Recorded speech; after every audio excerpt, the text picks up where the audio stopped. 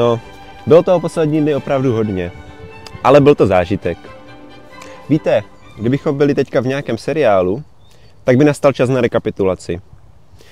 Někdo by začal vážným hlasem říkat: Matoušova cesta postní dobou byla plná neočekávaných dobrodružství, při kterých si náš hrdina musel sáhnout na samé dno, aby tak prokázal své odhodlání vytrvat a hlavně se nevzdat. Někdy by se zdálo, že mu snad osud nadělil více, než by sám unesl.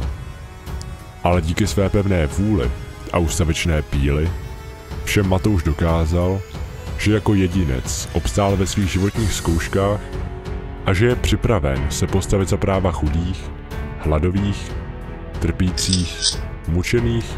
No, ale protože nejsme v seriálu, tak vám to povídám sám. A jsem za to vlastně docela rád. Víte, člověk se neustále posouvá kupředu.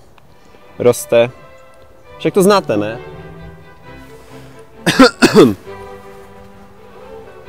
Promiň, Ogárku, já jsem tě teďka chvilku neposlouchala. Jsi takový zdatný mládenec. Mohla bych tě poprosit o pomoc s krabicemi? No, víte... Ale tak jo, dobře. Děkuji.